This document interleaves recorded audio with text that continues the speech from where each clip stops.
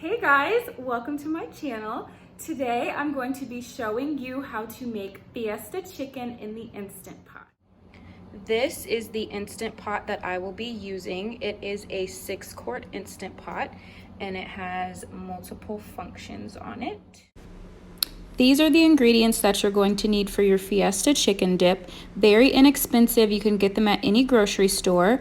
Ranch dips mix is the first ingredient. Make sure you get the Fiesta version. You want to give it that pop of flavor.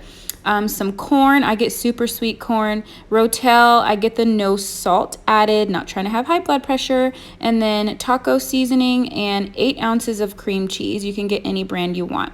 You'll also need a pack of chicken breasts. I get tenderloins. I don't know who needs to hear this, but wash your chicken. I use vinegar to wash my meats. So I'm gonna season the meat with the taco seasoning. My camera kind of cut off, so I'm just gonna go back to all seasoned chicken. This is what the chicken looks like after it's seasoned. I seasoned it on both sides, and that's really all you need to do to the chicken. You really don't have to do this step, but I like a lot of seasoning on my food. So next, you're just going to dump everything in the Instant Pot. This is a 6-quart, so everything will fit perfectly. This recipe calls for black beans, but I hate black beans, so I don't use them. It is imperative that you put the corn in first. Put the corn in first so that there's liquid at the bottom, and do not drain the corn because you don't want the food to burn at the bottom since it's going to be pressure cooking. Next, you're going to put the rotel in, and again, don't drain the rotel. Just dump it in there right on top of the corn. I was struggling a bit with making sure that the can lid didn't get in there.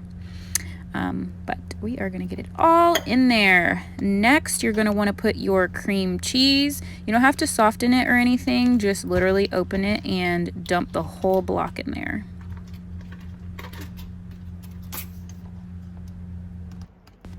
So this is what it all looks like so far in there. And then next, I'm going to get my chicken and put the chicken in there. And you can just dump it all in there. You don't have to cut it up. You don't have to brown it. You don't have to make sure that it's cooked a little bit beforehand because the pressure cooker is going to do all the work. So this is how it all looks inside currently. And then the last step is just pouring that Fiesta ranch dip in there. This is technically your seasoning. You just sprinkle it all over everything, and it is going to make it smell and taste phenomenal. Looks like I got some more tomatoes in the can that I want to make sure I get all of it, all my money's worth. Does anybody else make a huge mess when they're cleaning? Like, I feel like my counters are so dirty from me just dumping and seasoning, or maybe it's because they're white, I don't know. But this is what it all looks like, and I'm just gonna leave it like that. I'm not gonna mix it up because the Instant Pot is gonna do all the work. When you first plug in the Instant Pot, it's going to say off, so you're going to just press pressure cook, and it's going to have a default time. Put it on 25 minutes. This is more than enough time, and you don't have to press start or anything. It will start on its own and it will stop on its own. So you literally just go do something else, and then it'll beep when it's done. Those 3 beeps mean that it's starting. It's going to say on for a minute, so it's not going to automatically count down, but it will start to show the countdown numbers when it's ready on the screen, so you'll know when it's about done.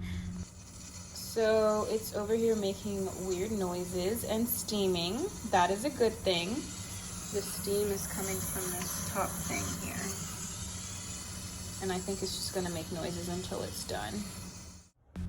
These are the chips that I'm going to eat it with. Tostitos, hint of guacamole. Hate avocado, love guacamole. Okay, this is the finished product. I had to mix it up a little bit because when I first opened it, you could kind of still see the seasoning on top. It was cooked, like it looked cooked, but you could still see it on top. So give it a couple stirs and the chicken will naturally shred on its own. And that is your Fiesta chicken dip. I know it looks a little weird, but I promise you it is delicious. And you just put it in a bowl. See, that's those nasty counters I told you about. This is what it looks like, and bon appetit.